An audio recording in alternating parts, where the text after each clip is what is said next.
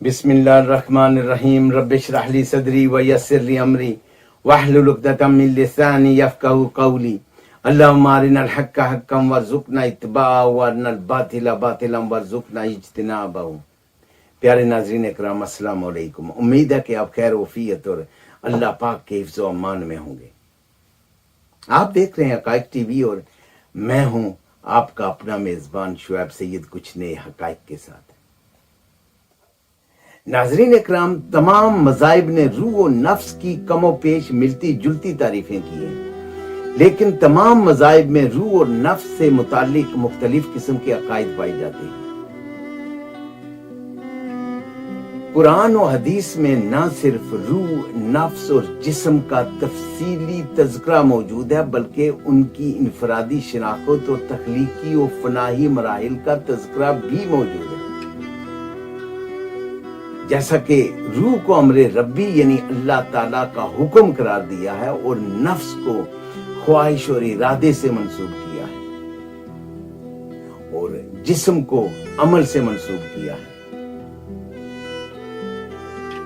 آج جب روحانی مشقوں، سائنسی تجربوں اور مشاہدوں سے روح کا مشاہدہ کیا جاتا ہے تو نتیجہ یہی نکلتا ہے کہ روح کائنات کا حصہ ہے، لیکن روح رب نہیں ہے۔ آئیے جانتے ہیں مختلف مذاہب میں روح کے بارے میں مختلف قسم کے عقائد۔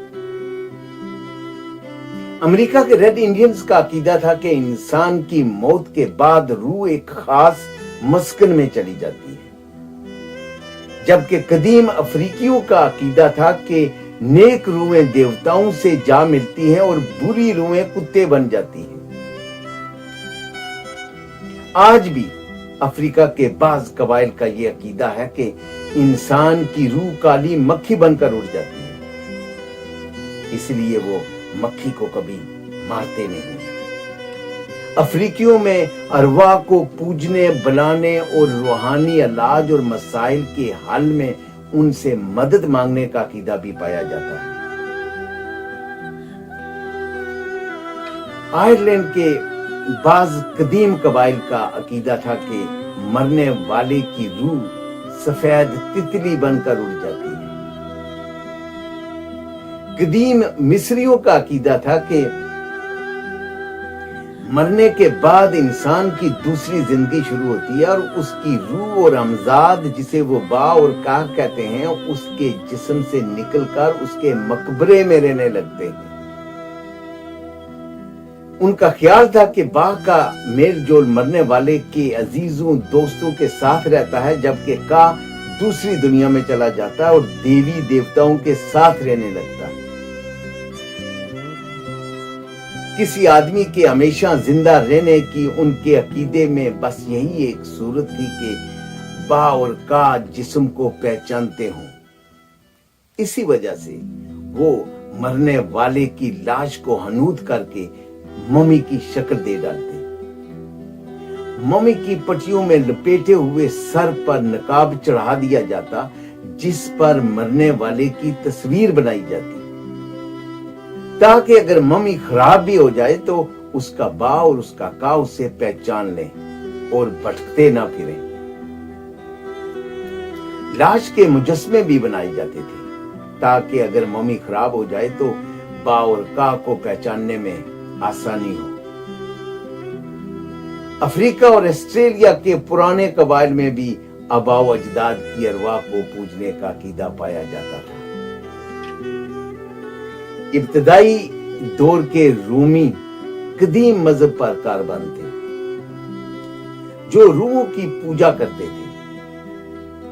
ان کا عقیدہ تھا کہ یہ روحیں گھروں، چشموں، کھیتوں اور مفصلات کے دوسرے مقاموں پر کار فرما ہے۔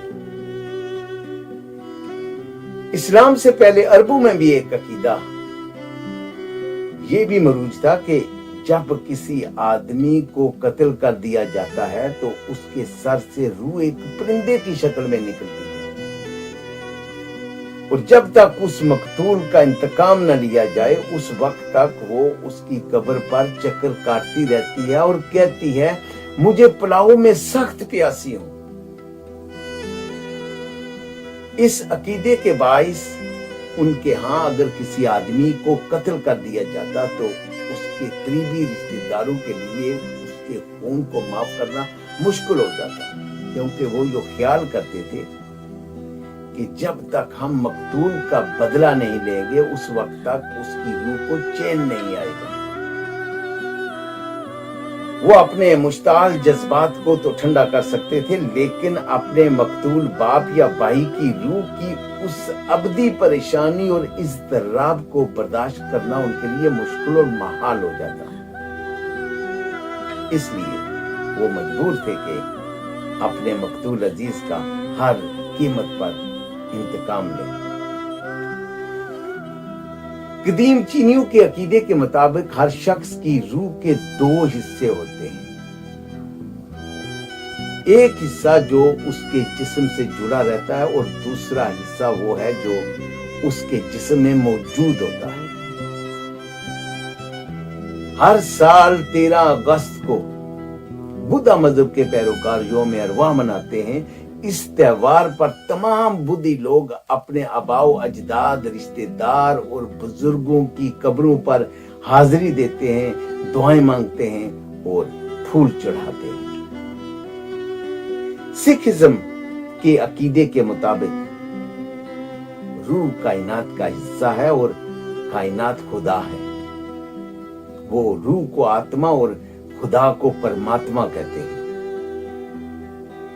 हिंदुइज्म के अकीदे के मुताबिक मौत के बाद अगरचे जिस्म फना हो जाता है, लेकिन रूह बाकी रहती है और वो अपने अच्छे और बुरे आमाल की सजा और जजा भुगतने के लिए दूसरे अजसाम के लिबास पहनकर इस दुनिया में लौट आती है। इस दुनिया में वो लौट आती है और ये चक्कर गैर मुतनाई मुद्दत तक जारी रहता है। इसे कर्मा का नजरिया कहते हैं। हिंदुइज्म और बुद्धाइज्म के इस कर्मा के अकीदे के मुताबिक इस बार बार के जीने और मरने के तसलसल से इंसान को निजात नहीं मिलती जब तक वो वजूद हकीकी में खो नहीं जाता। तब जाकर रूह मादा के कफ्स को तोड़कर आजाद होती है। कमोपेश अहले यूनान का भी यही कर्मा का अकीदा था। यहूदियों के अकीदे के मुताबिक अल्लाह ने इंसान को जमीन की मट्टी से पैदा किया और उसके नथनों में जिंदगी का दम फूंका तो मट्टी का मुजस्मा जीता जागता इंसान बन गया। ईसाइयों के बाइबल में रूह की कुछ खास तारीफ मौजूद नहीं है, लेकिन रूह की बहुत सी वजाहतें उनके क्लासिकल लिटरेचर में मिलती हैं, जिनके अकीदे के मुताबिक रूह के 3 हिस्से हैं। रूह का सबसे निचला हिस्सा जो है वो हैवानी हिस्सा है, जो इंसान की जिस्मानी ख्वाहिशात से ताल्लुक रखता है, जो तमाम इंसानों में पाया जाता है और जिस्म में पैदाश के वक्त दाखिल होता है। बाकी के 2 हिस्से पैदाश के वक्त दाखिल नहीं होते, लेकिन वक्त के साथ साथ आहिस्ता आहिस्ता बनते हैं और उनका बनना इंसान की हरकत और एतकादात पर मुनस्सर होता है।